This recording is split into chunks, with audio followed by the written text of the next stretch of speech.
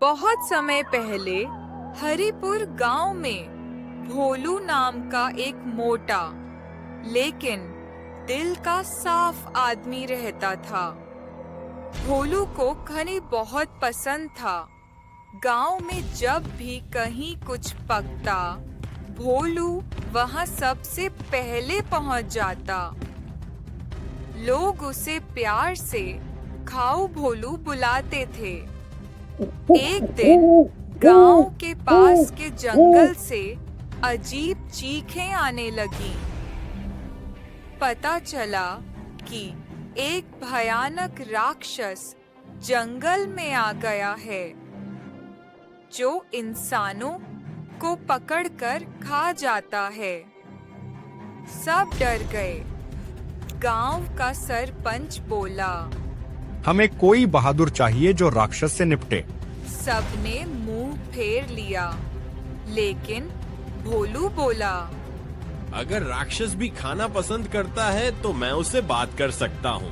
गांव वाले हंसने लगे।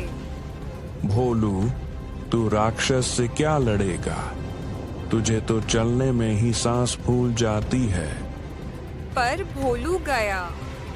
वो एक बोरी में अपने पसंदीदा पकवान, पूड़ी, खीर, लड्डू, आलू की सब्जी और अचार भरकर जंगल की ओर निकला। जैसे ही राक्षस ने भोलू को देखा, उसकी आंखें चमक गईं। अरे मोटू, तुझे ही तो मैं ढूंढ रहा था। भोलू डरने की बजाय बोला, पहले खाना खा लें, फिर जो करना हो करना। राक्षस खाने के लालच में मान गया। जैसे ही उसने पहला लड्डू खाया, वो बोला, अरे इतना स्वादिष्ट खाना, तुम इंसान तो स्वाद के जादूगर हो। भोलू ने मुस्कुराकर कहा, अगर तू गांव में किसी को नहीं खाएगा तो हर हफ्ते मैं तुझे खाना खिलाऊंगा। राक्षस मान गया। कुछ दिनों बाद राक्षस ने इंसानों को खाना पसंद करना शुरू कर दिया। वो अब जंगल के जानवरों को डराना छोड़कर भोलू के साथ पकवान बनाना सीखने लगा। धीरे धीरे वो राक्षस इतना सीधा हो गया कि गांव में बच्चों को कहानियां सुनाने लगा।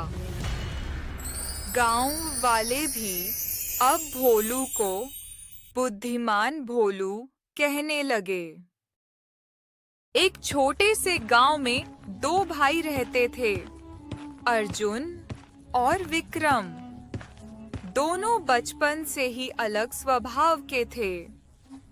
अर्जुन शांत, समझदार और मेहनती था, जबकि विक्रम थोड़ा लालची और जल्दबाज था।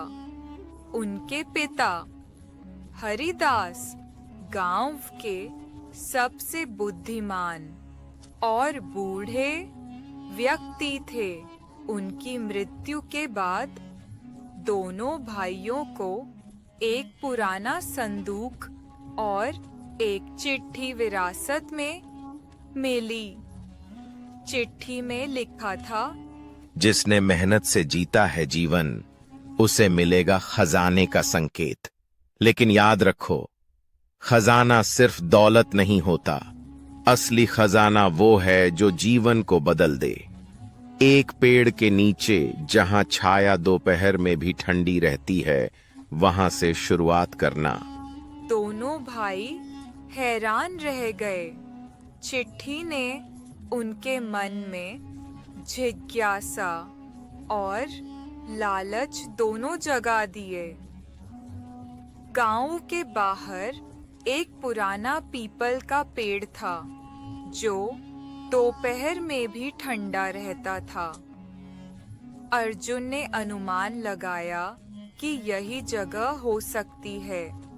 वे दोनों वहां पहुंचे। पेड़ के नीचे खुदाई करने पर उन्हें एक लोहे का बक्सा मिला।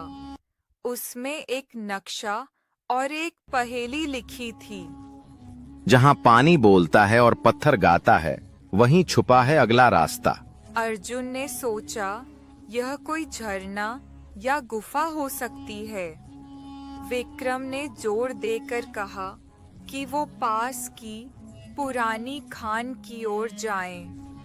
बहस के बाद वे अर्जुन की सलाह मानकर पास के पहाड़ी झरने की ओर निकले।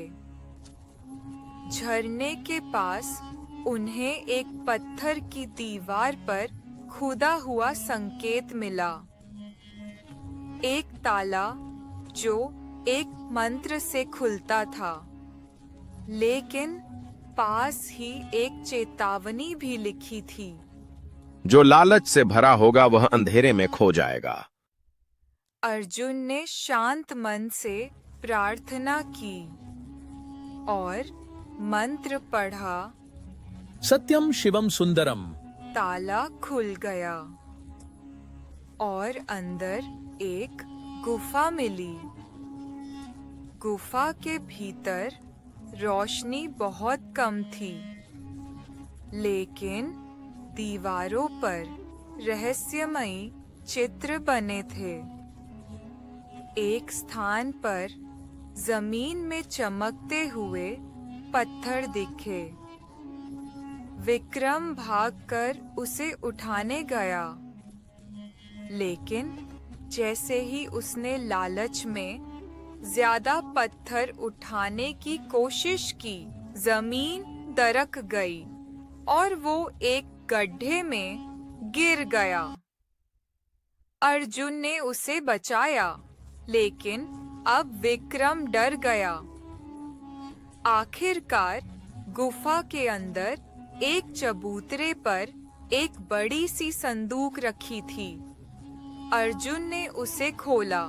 उसमें सोना, चांदी, हीरे नहीं थे, बल्कि उसमें एक पुरानी किताब, एक मिट्टी की मूर्ति और एक पत्र था। पत्र में लिखा था, जो इसे यहाँ तक लाया है वही असली उत्तराधिकारी है। यह किताब तुम्हें ज्ञान देगी, यह मूर्ति तुम्हारे गांव की रक्षा करेगी और यह अनुभव तुम्हें जीवन का असली अर्थ समझाएगा। विक्रम रो पड़ा। उसे अब समझ आया कि खजाना सिर्फ धन दौलत नहीं, बल्कि ज्ञान, भाईचारा और अनुभव है। दोनों भाई गांव लौटे। उन्होंने गुफा का रहस्य गांव वालों को नहीं बताया, परंतु अर्जुन ने किताब से मिले ज्ञान से गांव में शिक्षा, खेती और पानी की व्यवस्था बेहतर की। विक्रम बदल चुका था। अब वो मेहनती और ईमानदार बन गया। गांव वाले दोनों भाइयों को बहुत मानने लगे और इस तरह एक रहस्यमयी खजाने की तलाश ने दो भाइयों की जिंदगी बदल दी।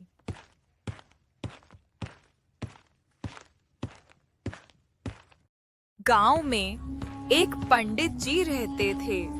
बड़े ही सीधे साधे, पूजा पाठ में लगे रहने वाले। उनके पास ज्यादा जायदाद तो ना थी, पर इज्जत बहुत थी। लोग उनके पास सलाह लेने आते। नामकरण से लेके मुंडन तक का काम उन्हीं से होता। उसी गांव में एक जमींदार भी रहता था। नाम था ठाकुर बलदेव सिंह। खूब बड़ा घर, 10-15 नौकर चाकर और खेत खलिहान की कोई गिनती ना। पर घमंड भी बहुत था उसको। जो उसका कहा ना माने उसको परेशान कर देता। एक दिन जमींदार के खेत में पूजा करवानी थी, सो उसने पंडित जी को बुलाया। पंडित जी बोले, ठाकुर साहब, पहले दिन निकलने से पहले पूजा हो जाएगी, थोड़ा सा फल फूल और जल का इंतजाम करवा दीजिए। जमींदार हंस के बोला, पंडित तू बस पूजा कर, फल फूल की क्या जरूरत, बिना सबके भी तो भगवान को बुलाया जा सकता है ना। साहब, बिना भोग प्रसाद के पूजा अधूरी मानी जाती है। जैसे बिना ईंधन के आग नहीं जलती, वैसे ही बिना श्रद्धा के पूजा नहीं होती। ठाकुर ताव में आ गया। ओ पंडित, तू मुझे सिखाएगा? मेरे बाप दादा ने इतने यज्ञ करवाए, कोई फल फूल नहीं चढ़ाए, फिर भी बरसात होती थी, फसल आती थी।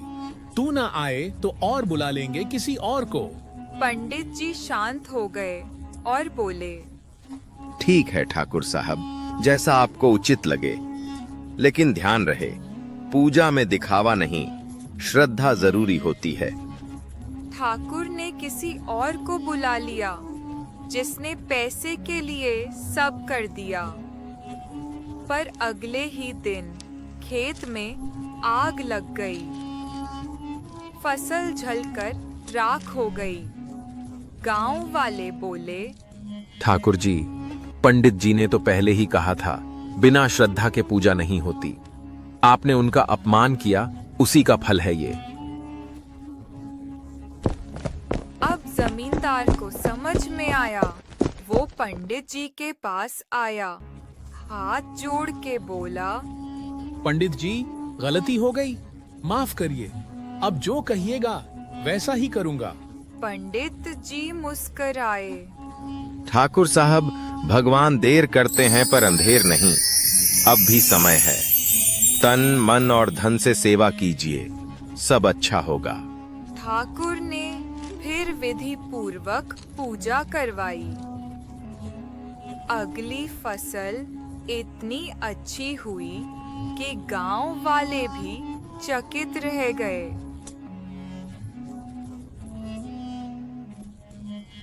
एक छोटे से गांव में श्यामलाल नाम का एक गरीब किसान रहता था। उसके पास थोड़ी सी जमीन थी जिस पर वो दिन रात मेहनत करता था। श्यामलाल अपने बूढ़े माँ पापा के साथ एक टूटी फूटी झोपड़ी में रहता था। श्यामलाल के पास ज्यादा पैसा नहीं था, लेकिन दिल बहुत बड़ा था। वो खेतों में पसीना बहाता ताकि उसके माँ बापा को कभी भूखा ना सोना पड़े। कई बार ऐसा होता कि उसके पास खाने के लिए सिर्फ 2 रोटी होती, तब वो खुद भूखा रहकर माँ पापा को खिला देता। एक रात माँ ने देखा कि श्यामलाल ने झूठ बोलकर खाना नहीं खाया और खुद भूखा सो गया। माँ की आंखों में आंसू आ गए। उन्होंने बेटे के सिर पर हाथ रखकर कहा, बेटा, तू इतना क्यों करता है हमारे लिए? हम तो आधी रोटी में भी खुश हैं। माँ, आप दोनों ने मुझे बचपन से पाला है। आज आप मेरे भरोसे हो तो मैं कैसे आपको तकलीफ दूं? आप और बाबूजी ही मेरी असली दौलत हो। श्यामलाल की ईमानदारी और मेहनत देखकर गांव वालों को भी उस पर तरस आया। गांव के लोग उसकी मदद को आगे आए। किसी ने अच्छे बीज दिए,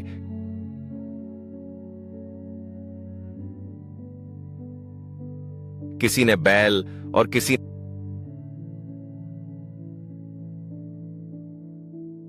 ने खाद के पैसे दे दिए। श्यामलाल ने फिर और मेहनत की। धीरे धीरे श्यामलाल ने अपनी झोपड़ी की जगह एक छोटा पक्का घर भी बना लिया। उसके माँ पापा को अब ठंड और बरसात से डर नहीं लगता था।